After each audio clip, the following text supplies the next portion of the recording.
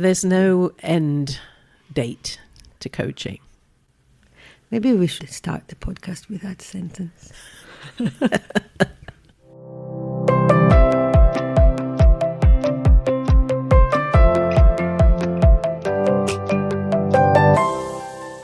Great. So welcome to another episode of Moving Forward with the ICCI, the podcast of the International Coaching and Counseling Institute. I am Noah Boom, your host on this podcast. And today I have with me Helen Monument. Hi, Helen. Hi, Noah. Lovely to be here. And I just learned that this is your first podcast face-to-face. So absolutely, yes. So special for me. I also remember a few years ago we'd done like a lunch and learn together. That was on Zoom. It was during Corona. And it's just so amazing to be together with you in the same room, sharing, like, our microphones are on the same table. They are. It's such a difference. Thank you for inviting me. Pleasure. And we just had a lovely lunch together in the sun, in the garden. And it's time to now record the episode on this podcast that we decided we're going to call it You're Never Too Old to Coach. So, Helen, really, over to you. I would like you to tell us your story, but we'll have to be honest with the audience here and say that you used to be our student quite a few years ago. This is how we know each other. What you've done in your life since you studied with us is absolutely amazing and so inspiring, and this is why you're here. So over to you. But wait, there is the question I try to remember to always ask people who come to our podcast. When did you first hear about coaching, and what did you think about it back then? Oh, that's a good question. When did I first hear about coaching? I think I've always been aware of coaching during my professional life. I've been in the business support profession for 40 years. So I started out as a secretary and I did every single role that there is to do in all of those 40 years. So I'm very well aware, particularly when coaching became popular. In the last, 20 years or so, I was aware of that people had coaches. I never thought it would be something that I would or could be able to do. And it wasn't until I got well on in my career and I started working in international companies where they provided coaching that I thought, a coach. Yes, I wonder what that is. But it still didn't occur to me to explore that as any kind of career until much later, when I was coming up to retirement age. So let's talk about that, because back at the time, you were one of the first people that we had. Now we have many more after you that were at approaching retirement age that came to study coaching with us. Yes. So tell us. Well, what happened was that I'd been in my job with Shell here in the Netherlands for 12 years, and I could see retirement age on the horizon. It was there. I hadn't really thought about it very much, but it was coming closer. And I really started to think, what am I going to do when I retire? And I'd come to a sort of a highlight of my career. I loved my job. I absolutely loved being an office manager. I was, and a PA to a top executive at Shell. And it wasn't that I didn't want to stop working, because I just loved what I did. But I didn't want to be an employee anymore. I wanted to decide for myself when I worked, from what time to what time, and it didn't occur to me that I would stop working and go and study philosophy or bird watching or something like that. I went through a process of trying to decide what it is I wanted to do when I retired. So I started with a mind map, and I drew myself a mind map, and I don't know if you've done this before, but I can highly recommend it. We did it together. Yes, we did. I've got, so I threw everything on this huge piece of paper, everything I liked about my life and about my work, everything I didn't like, what I wanted, what I didn't want, and everything to do with me. You start with your name in the middle, and then you branch out into all kinds of directions: career, hobbies, finances, health, family, interests, passions. And once I'd got this mind map, it became really, really clear that the thing that was driving me for my passion was my work, was my profession as an assistant. And I began to think, how can I give something back to that profession once I'd stopped working as an employee? And it wasn't really a huge leap to the decision to start training. And I had been asked up to then, I'd been invited to speak at a couple of conferences for assistants, and I really loved it and really liked it. And I thought this is something I could enjoy doing, but perhaps that wasn't enough. And as a team leader, I have always managed and coached and led assistants. So helping them to improve, to do their jobs better, working on their development for the benefit of the company and for themselves, of course. And then I thought, well, I could do this for a living for myself. And I explored how I could do that. And I came out after doing some research. Coaching would be a good thing to have, a string to my bow.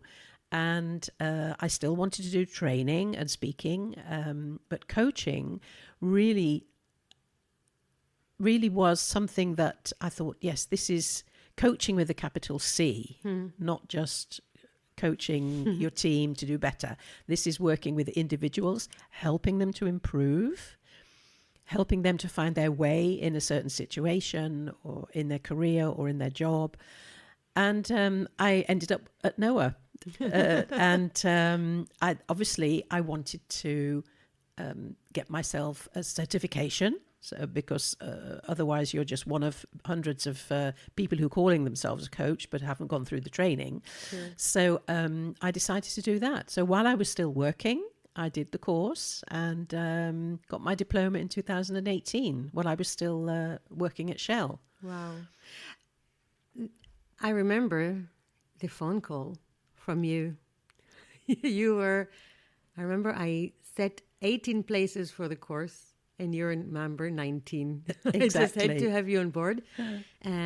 We met when I gave a lecture or a workshop in Shell and we kept on. That's right. You kept following me, but I knew you from, I think it was just Facebook at the time. Yes. And then I got the call from you. It was like, wow, that sealed. Like I knew this course was going to be just absolutely amazing. And you were an amazing course back then. But you are saying something fundamental here, which I want us to touch on. You are saying that at the age that is nearing retirement, you actually didn't see yourself retiring. No, I didn't. And I know that when you don't have much choice about retirement. It comes along and that's it. And, on the 31st of the month, you're working. And on the 1st of the next month, you're not working anymore. And that's it. It's all behind you. Because of the law? Because of employment Well, law? it's usually the what the company decides, it's time to go, then you have to go. Although some companies are quite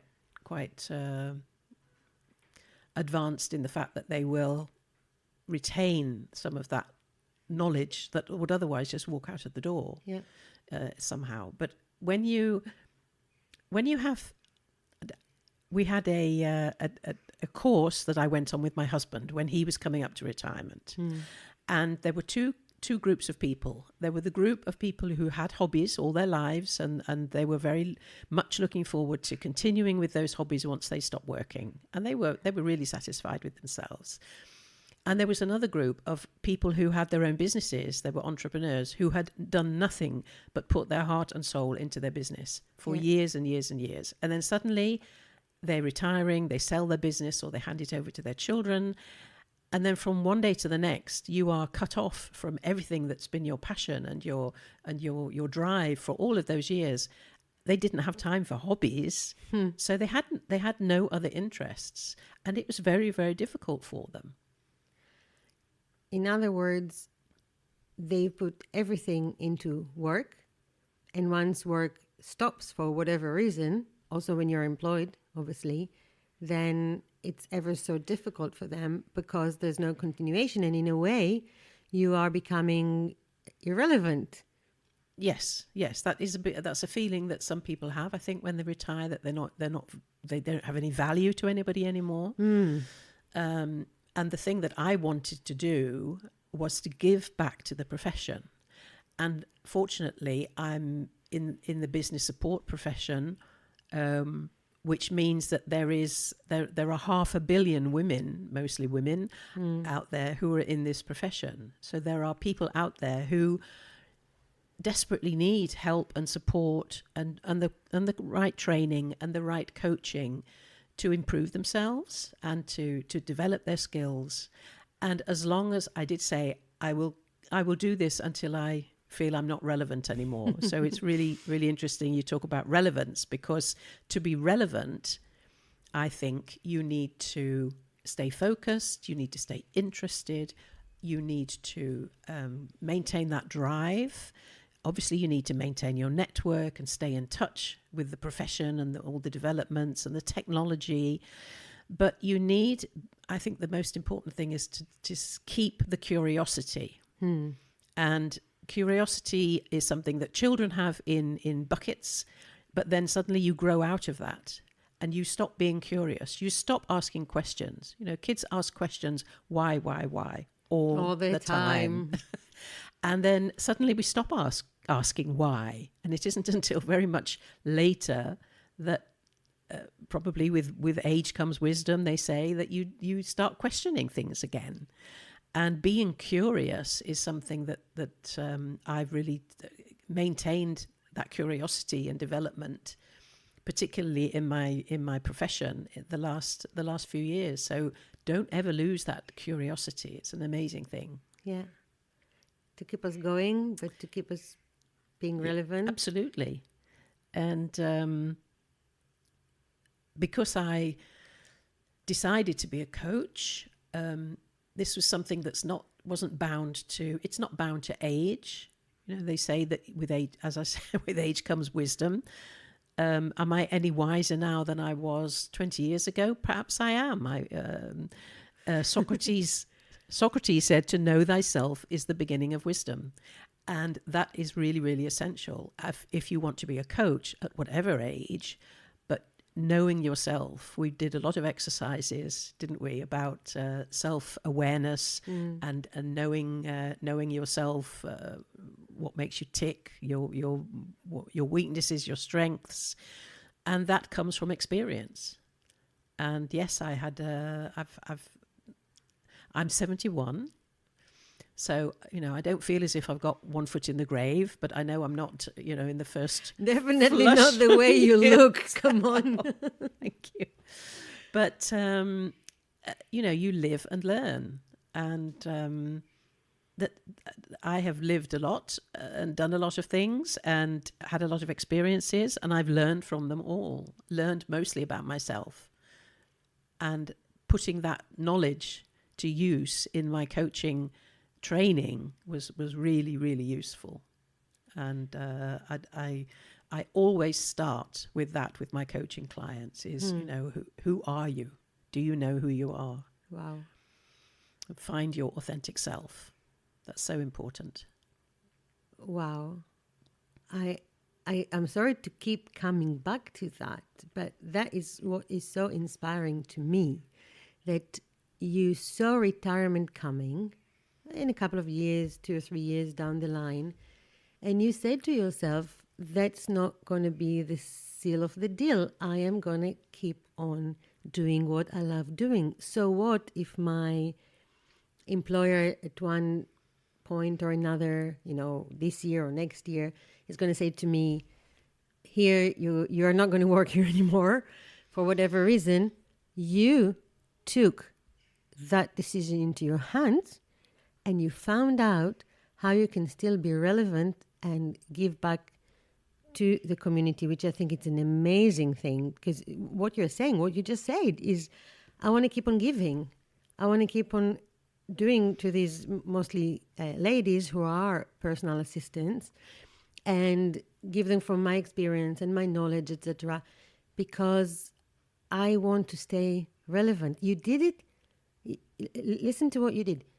You did it for yourself because you wanted to stay relevant, but in your mind was others, the giving. And that's an amazing combination.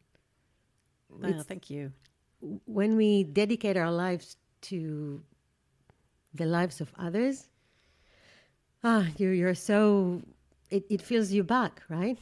Oh, absolutely. I mean, I have had so many wonderful opportunities that I said yes to, and Richard Branson said, if someone offers you an amazing opportunity, say yes and learn how to do it later, which I did many times, and it's I've had a very successful career, and I've loved all of my jobs, and it's something that I want to share with others. And I'm not saying that they don't have to be young, new to the job, because there are 5 generations working in the workplace now. So, a lot of my clients, my coaching clients, are women of in their 50s who are really, they've reached a plateau almost, and they don't know what to do next.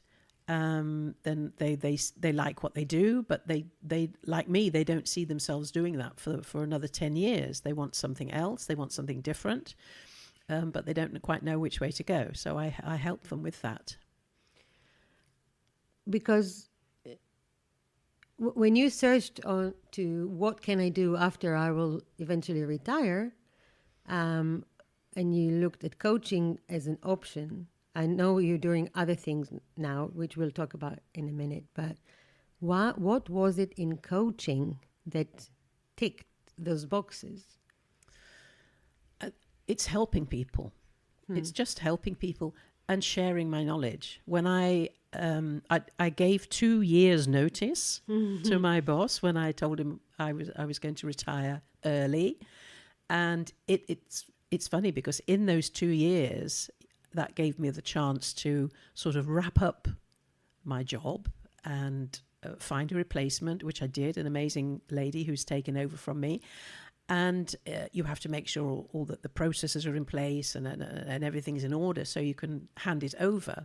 And it wasn't until all that was sort of coming together and I was looking back on everything, on all of my responsibilities and everything I'd done, I think this is huge. I've got this huge amount of knowledge. And if I walk out of the door and just say, thank you very much, I'm going off into the distance, that knowledge would just walk out of the door with me, which is a huge loss to organizations, not just for me, but anybody who retires and has that amazing amount of knowledge.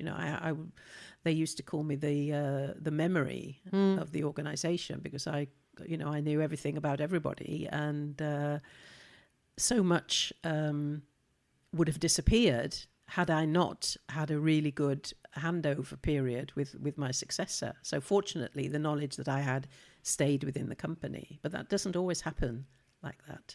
No, everybody is as wise as you, and takes 2 years, and then finding her, the person who will replace her, and making sure that she knows everything.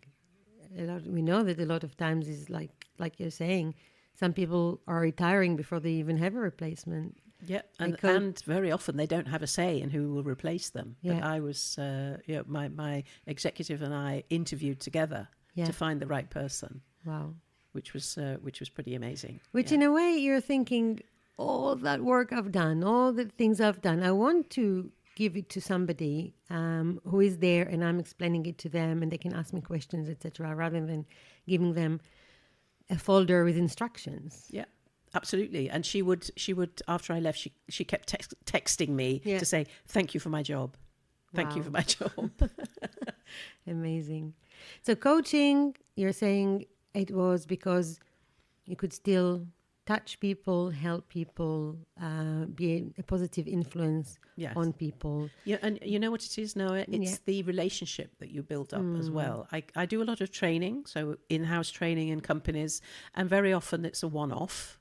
So you go in and you have a particular topic and I do the training, and half a day or a day or 2 days or whatever it is. And the difference between that and coaching is that you actually get to build up a relationship with somebody, and you see the transition. I can go into a company training and talk about problem solving or delegation, but I don't see them actually putting it to work to make it to putting what they've learned into practice.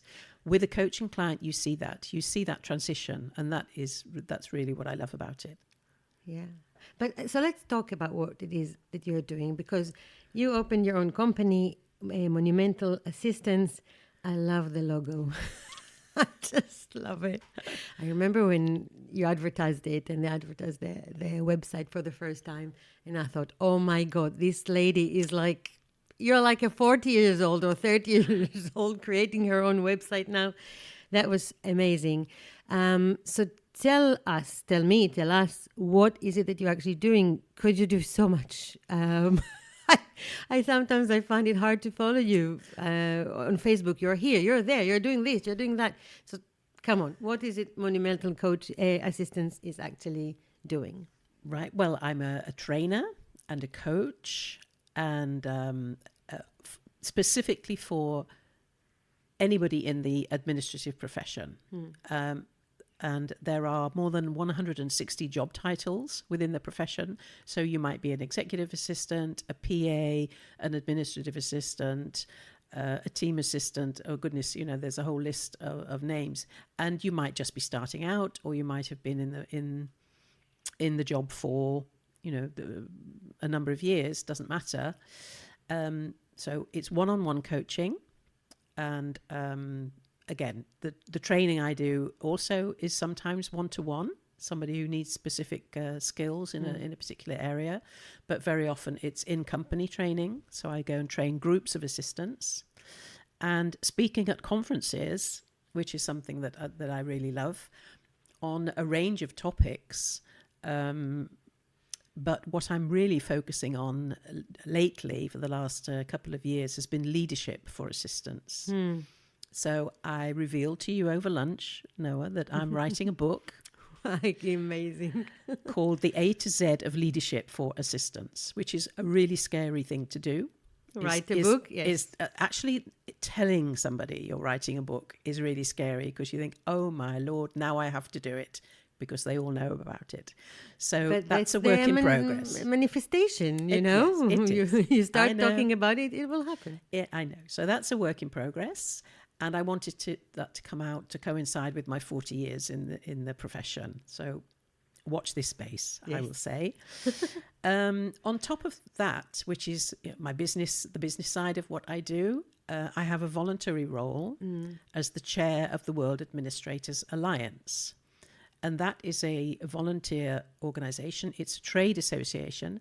Oh. So we represent administrative professional associations and networks and stakeholders all around the world.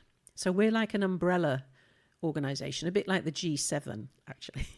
So we only started in this is our 4th year. So, or coming up to our 4th year. So we have 35 members in 24 different countries around the world. And our aims are to develop and guide, elevate and influence the administrative profession. So what we're trying to do is to build a worldwide community where administrative professionals can speak with one voice.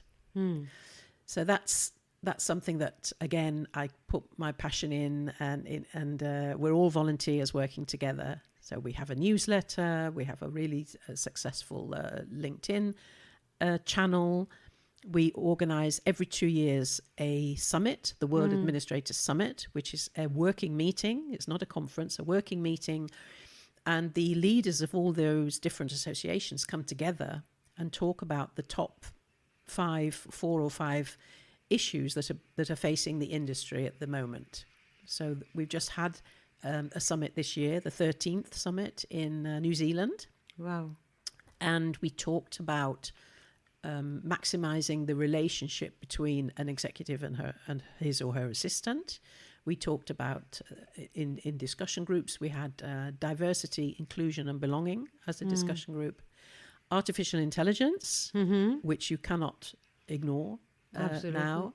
Talking about being relevant. Yes. And we talked about the future of the summit itself as an event, how we were going to move it forward and again, stay relevant and involve as many people as possible to keep it as inclusive as possible, because we understand that not everybody could get to New Zealand for it this year. So that's something that we do. And we produce reports, we do surveys and research. And one of the biggest and most well-known thing that we've produced in the last years is the Global Skills Matrix, which is a career progression matrix for the administrative profession. And we talk about that all over the place. We've given something like 60 webinars since we launched, and over 10,000 people have downloaded it already from our website. So we're really, really proud. And listen again to what you're telling me. This is a voluntary work. But it sounds to me that you're completely invested in it. Absolutely, yes. And it's back to that giving. Yes. Giving from your knowledge, giving from your experience. You're clearly a person who knows how to organize things, and you're enjoying it. And you're doing it for the sake of others. Yes. You're not thinking about yourself. You're doing it so others can benefit from the knowledge that's out there. Absolutely, yeah. And we know that one of the things when it comes to older age, you're talking about retirement and what to do the day after, but I shared with you, it's not a new thing, that I'm really interested in the whole topic of longevity, like living longer, not just longer, but that the quality of your life will be of high quality. And there's many things that are relevant, eating healthily, exercising, etc. Two things that I'm maybe trying a bit, but there's another big part of it, which is the mental health and connections, community and connections. Yes, absolutely. And staying relevant, etc. And we know that one of the things that we see in what is called the blue zones, those 5 places around the world where people live longer than in other places and in a better quality, is, well, there are a few things. One is that they are staying relevant because they are needed. For example, the elderly are taking care of the youngest children. The other thing is that they are in personal connections with their families, so they live next to their families, etc. And one of the lectures I once heard about it, and this is exactly what you're saying, is that companies will be wiser if they will keep the elderly, not necessarily keep working for them, but keeping them coming in and helping, assisting, mentoring, because like you're saying, all this knowledge can just disappear if you're going home and you're watching TV or playing bridge, right? Yes, exactly. Yes. And you took yourself, and together with obviously a few other colleagues, you have created something completely new. And in order to keep this profession relevant, jazzing, really important for so many out there, because come on, there's thousands of half a billion, yes. My goodness, around the world. Yeah. And you are creating something for them. And that, especially if you're at an older age, that you have been done, seen such a lot, you have such a lot to give. Yeah, it's true. It's a commitment. You make a commitment. Certainly for volunteering work is very important that you make a commitment, but also something that I have, because I'm no longer an employee and accountable to anybody but myself, I have time. And time is such a precious resource. And if I look back at my life, most of it's behind me now, and which is kind of scary, but I try not to think about it. But because I have the time, I can make that investment.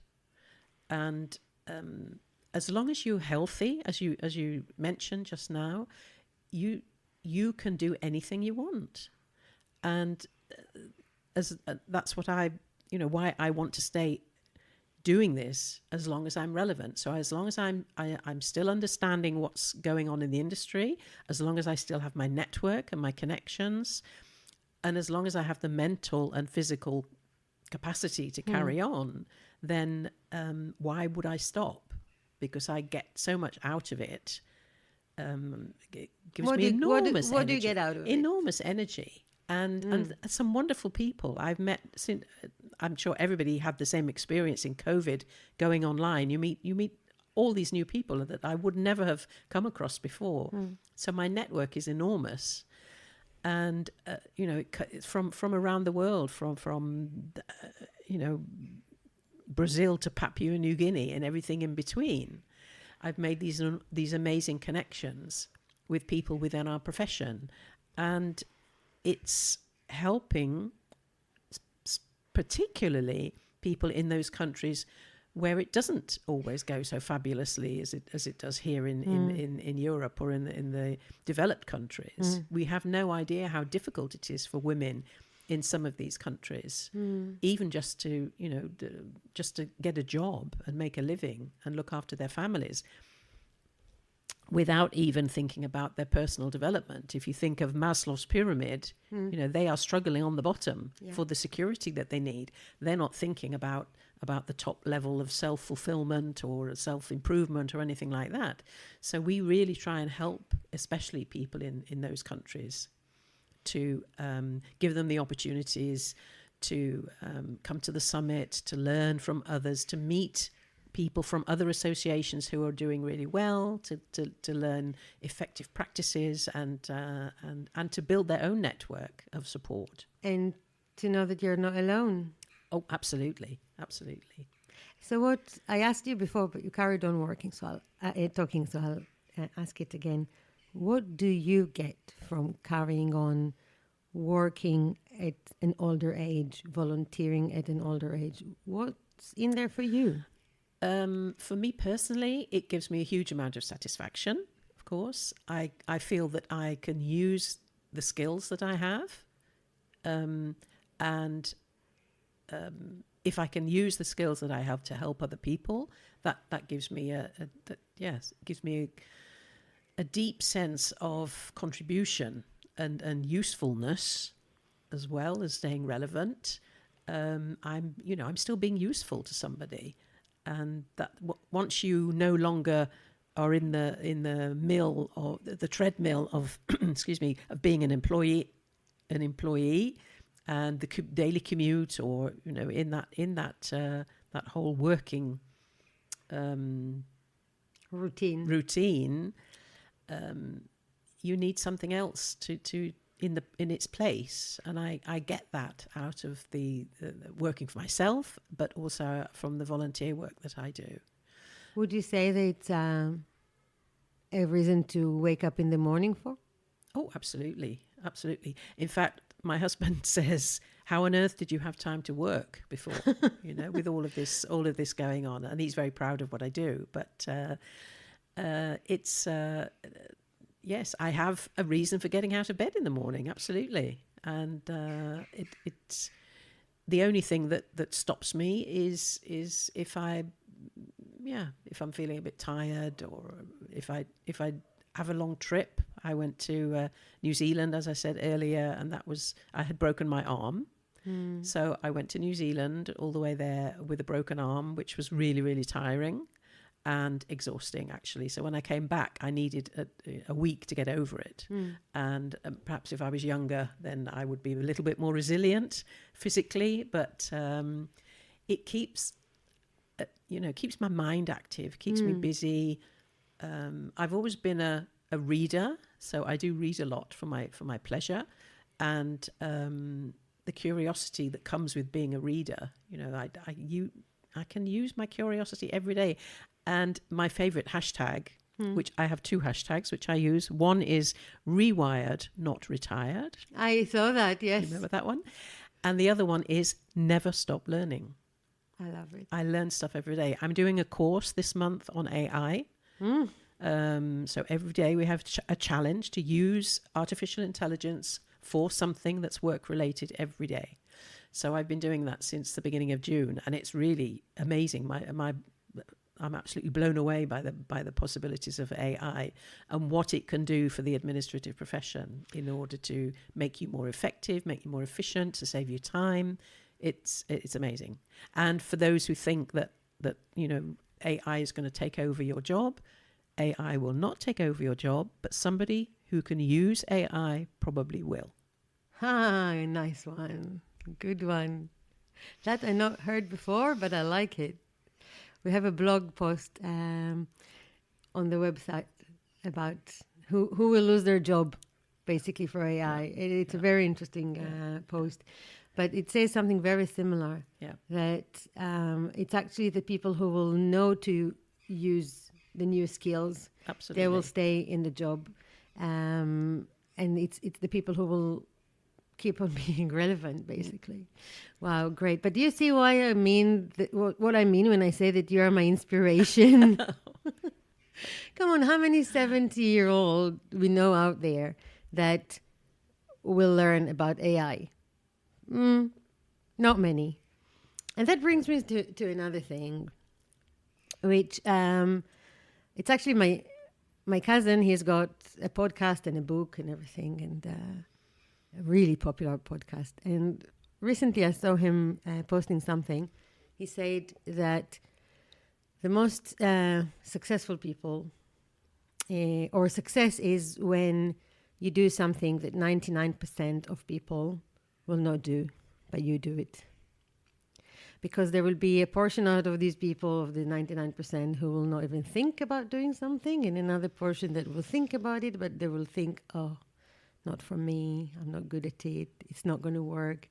And there's that 1% of people who go and do something. And for me, you are representing that 1% of people at retirement age that are not retiring. Because who said that at 65 or 67, that's the time to, close the doors and stay at home? No way. It's, who decided that? No, I don't no idea. Suddenly it was the way that we go in life. But I mean, there are hundreds of people like me who volunteer. But it's different. Volunteer is different. I mean, let's talk about it. It's basically staying relevant at an older age. I see my parents, they're a bit older than you, but my mom just took 2 courses, a coaching course and a group coaching course, and she's doing that. Yeah, it's volunteering also. She's the oldest in the group. My dad is, bless him, he opened a startup when he was 65. Wow. So, and he's staying relevant. He's giving lectures. He's mentoring. He's in the irrigation and water and irrigation business places in the world where they have no water supply. So to bring water to there, he will always be relevant as long as he wants to. So yeah, he's working. She's volunteering. And yes, there are a lot of people like that. But very few people open their own business at 68. That's true. That's true. I think it has to do with what with the values that I have. I have my top 3 values are love, first of all. We should all have that as a value. Responsibility and learning. And those three things are, the things that have driven me. And with that responsibility that I feel it's more, it's a duty to help other people in my profession improve themselves and just get better at what they do.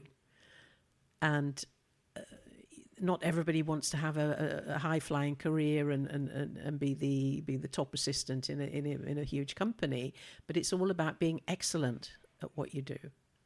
And that's what I try and convey to people. You know, if you don't want to move up the ladder or go for a higher level job, that's fine, but just make sure that you are the very best that you can be at what you do. So I feel a huge responsibility and a duty, because I love the profession so much and I know what an amazing career it can be, to help, you know, open the eyes of other people to how amazing it is as a career and a profession. A passion. Absolutely. Yeah. Wow. And back to something that you mentioned before, which I think I would like to kind of just say it again. You said, I feel that sometimes I'm more, like you're saying, when I'm after a big trip I need more rest, etc. That's part of self-awareness. I mean, I would be worried if you would carry on and carry on and carry on without taking those stops.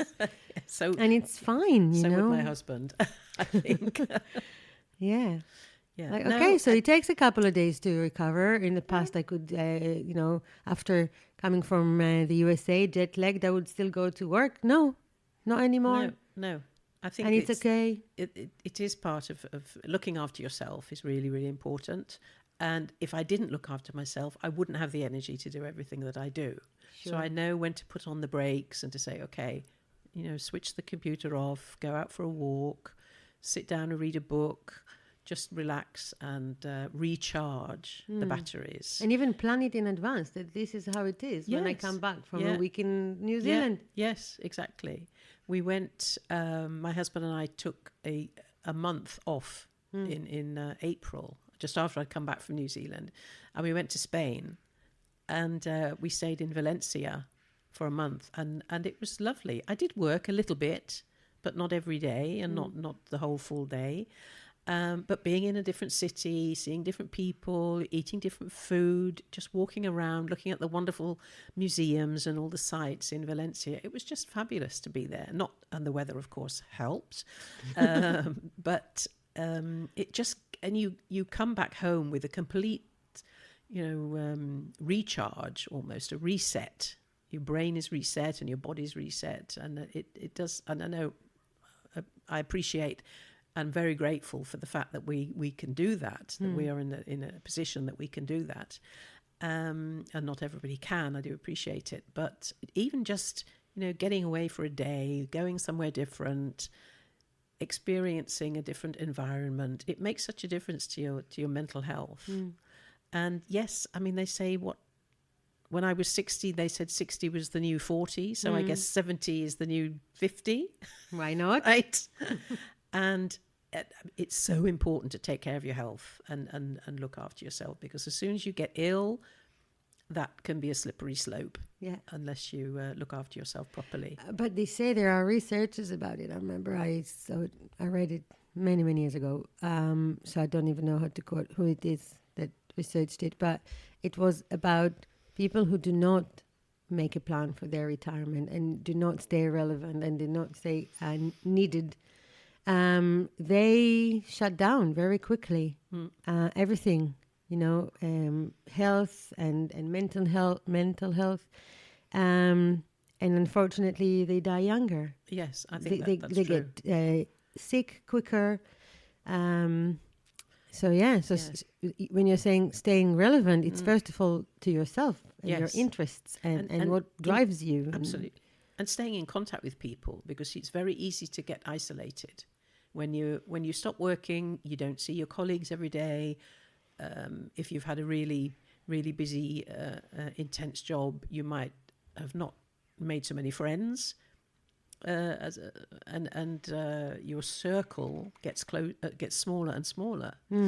And It's enough that somebody, you go to work and somebody's asking you at least once a day, hi, how are you? Yeah, exactly. You told me about this coffee, it was during COVID, but that you met once a day for that coffee. We did, the hug in a mug. Yeah. Oh, that was wonderful. Over That Zoom. was just a circle of people who would get in touch by WhatsApp every morning at the same time, wherever we were in the world, and we'd have a cup of coffee and we'd just send each other messages. How are you doing? Did you have a nice day yesterday? What have you got planned for today? And that was, at the beginning of COVID particularly, that was such a godsend, because we weren't going anywhere, we weren't seeing anybody. It was awful, And we need those connections. Absolutely. And that was a lifesaver, really was. Yeah. Wow. Such a lot of inspiration in 45 minutes. I can't believe it. But you never, I love the title, you're never too old to be a coach. I would say, if you feel, just find out, go and investigate and see if coaching is something for you, because you have a wealth of experience. You've got all these, a life that you've gone through and with its challenges, and you've come through the other end. And those experiences that you've had might just be the ones that can help somebody else. And if I may say, and I see it in the students that I have, that they are older, not only they are wiser and they do have a story to tell or something to inspire others with, but they are more patient. That's true. Yes, I notice with that's something that I've become the older I get. I'm not so much bothered by what people say to me now, or it bothers me, but I don't. I can ignore it. And yes, there's a sort of I've lost the thread now of what I was going to say. I can't remember. I don't know what I was going. You see, now I'm having a senior moment. Yeah, we have a senior moment. That's fantastic. Oh dear. I would have worried if question? we didn't, actually. But I will say what came to my mind, that in coaching we need the time to process. We need the time. We need it sometimes to be slow, actually. Yes. And when we are rushing it too much, a lot of times there will not be as many aha moments as compared to when we will take it a bit slower. I don't mean talking slowly, but just the patience I'm talking about. Giving somebody the space to make the needed change.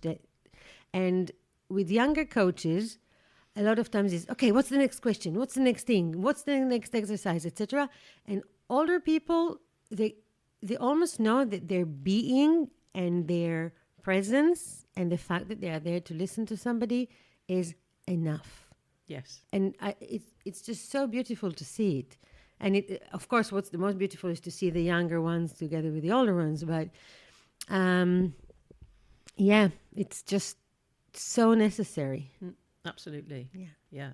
And I have, I love those. I can remember the sessions that we did on the course, and where three of you sit down, two of you are talking, and one's observing, practicing the listening skills and the questioning skills, and that was so useful, because you can learn to be a listener. You can learn to be a good listener, and it's technique. There are techniques, but it's all about focus. And I really enjoyed those sessions. That when learning to be a better listener is so for a coach is so important. And you can always learn it at whatever age you are. Yeah. Really. Okay, Helen. We're getting towards the end of this episode. It went so fast. It did go quickly. And towards the end, we always have a little game in which I'm asking you two surprising questions, and you get to ask me one. And it can be just about anything. It doesn't have to be connected to what we're talking about. Anything you want to know. I have my first relevant question, actually, to you is and I'll tell you why I'm asking that. I do see people who are following us. They are at an older age. Some of them are in their 50s and think they're old, and they're asking me, will I be able to coach in my 50s?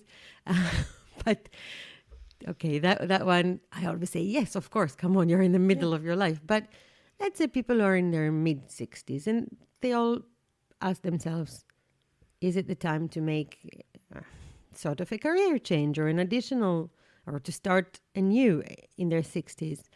And they're worried. They really are worried.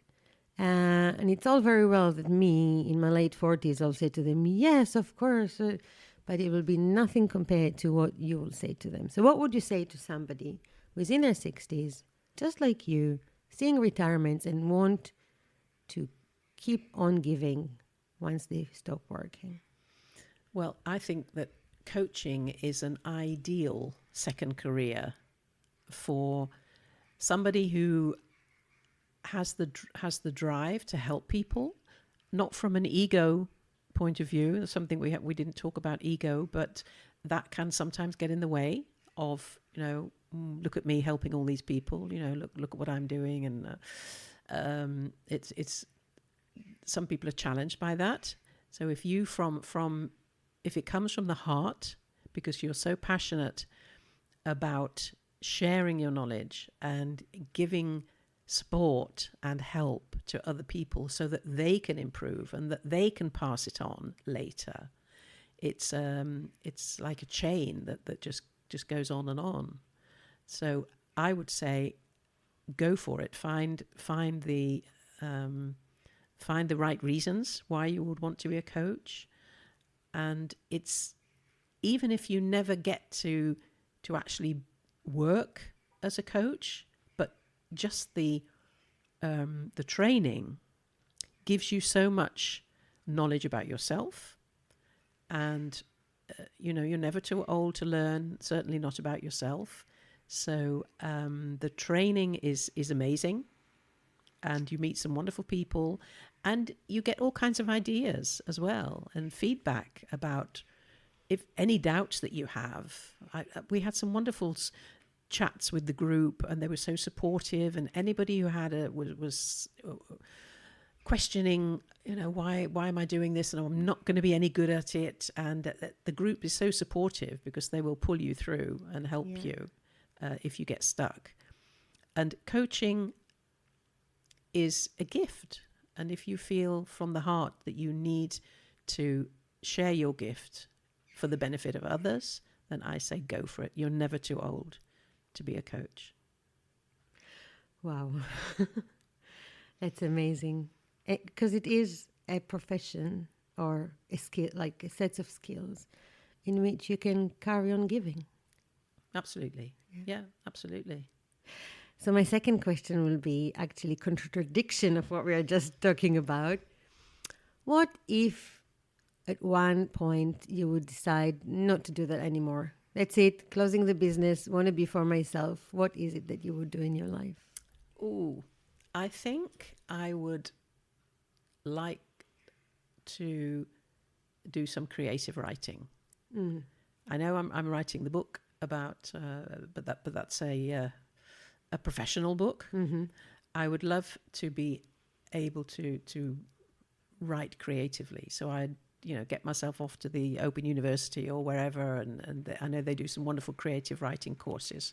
So I would love to do that and go down that path. And even if I was just writing for myself, I don't want to publish a novel or anything, but just to do that. And that, again, that's something that keeps you intellectually stimulated, which is very important, as well as meeting other people and studying. I used to hate studying. I was a terrible student.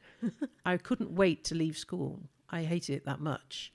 And it wasn't until much, much later that I thought, I'm really, really curious about this. I need to know more. And then I wanted to learn. I've heard before a discussion about that we are putting school at the wrong time in life. Yes. Wow. I just need to say before I'm letting you ask me a surprising question, If you hear kind of like, it's the door and some birds outside. Let's see if they will hear it in the recording or not. But just so you know, if you hear funny voices, it's because the door is squeaking. So your turn to ask me something surprising. Oh, goodness. I thought on my drive over here, I thought, what on earth can I ask? And I thought, well, I could say, if you weren't a coach, what would you be? Or, what's the biggest mistake people make when they coach? And I thought, this is, all these professional related questions I could ask. But I'm going to say, tell us about your first kiss. Oh, my goodness. I was not ready for that. Okay, it was... My husband shouldn't hear it. I don't think he knows this story. But I was on a blind date with somebody. And we just walked around like the river. And he just kissed me like really... It was nice, don't get me wrong. You pulled a really funny expression there. No, yeah, it didn't look as because if you didn't enjoy it. Oh my God, I cannot believe you make me talk about it, Helen. No, it was a good kiss, I guess, looking back at it. But the fact that he didn't ask me and he just, it was literally like, it wasn't like slowly. He just turned around and kissed me and his tongue in my throat. And I didn't like that. Okay. No. Yeah. And I was pretty young, not very young, but pretty young. And at that moment, I just knew that it's not going to carry on with this guy, nice as he is, because, hello, this is the kind of thing you need to decide on together. And luckily, everything else since then, all the kisses since then were very much you see, so even at that young age, you went through that experience, you found out whether or not you liked it or not, you learned about yourself, and you knew what you needed to do differently next time. Absolutely. That's what coaching is all about.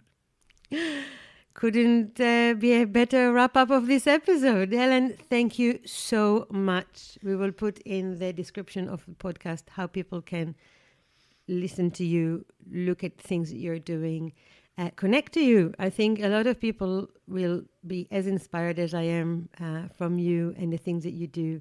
And we had lunch here together with my daughter, and she just whispered in my ear, God, this woman is so inspiring. Oh, that's sweet though. And she's 18, and I really hope that she... no, how will I say it? That just like me, she will love looking at older women, at what they're doing, at how they've done things in their lives, and just be inspired by the beautiful things that you're doing. And the fact that, no, life doesn't stop at 60, not at 65, not at 70. And we have the choice of carrying on for as long as we want. And please, universe, God, whatever, that we'll be able to do it physically, mentally, health-wise. Let's drink a cup of water to that. Absolutely. Come on. I'm going for the 100. Come on. Oh, yes. Cheers. My grandpa used to say, I want to be 100 feeling like 20. So I'll drink to that. Thank you so much, Helen. Thank you, Noah. Lovely to be here. Same here. Really, being together with you is priceless. Thank you. Bye, everyone. Bye-bye. And the reason that we are recording again is that there was a very important question that we had. Actually, I didn't look at this list of questions, not even once when we were talking. But okay. Now that I'm looking at it, I really want to ask you this question that we said I'm going to ask. So it's kind of like, how do you call it? Like in the theater, that they come back to bow and they give... Oh, the encore. The encore. So this is the encore of this episode. Okay. And this question is so important to me. How long do you think you'll still coach? Well, that's an interesting one because of all of the different strings to my bow, if you like. So the training, the speaking, the voluntary work, the coaching. I think the coaching is the one that has the most longevity. So if I decide, in a year's time to say I'm not going to train anymore, I can still coach. Or if I say I'm not going to go and stand up on stage at the age of 75, and speak to an audience of assistants, I can still coach. I can go on coaching for as long as I want. And I probably will. I know you will. I know you will, because of all the things we said before. So even if the other things, if I decide not to do the other things, I can keep coaching. I mean, because I just enjoy it so much. And as long as people still want to be coached by me, that's another really important point as well. What do you mean? I just send somebody to you. Yeah. That's lovely, because it's true. Let's look at it from a technical point of view. You can sit, Yeah. right? Yes. People can come to you. Yes. You can do it on Zoom. Yes. All of those. It doesn't take much energy. No. And in a way, as long as you, like you said, you have a clear mind, you're still feeling relevant, you're feeling that you're in the right speed, etc. for yourself. Yeah, everyone has their own tempo. Then that's it. Yeah. You can really do it for and a I can very do it long time. anywhere. So wherever I True. am, if we're traveling, doesn't matter. I can do it whenever and wherever. Yeah. So A job in your rucksack. there's no end date to coaching. Maybe we should start the podcast with that sentence.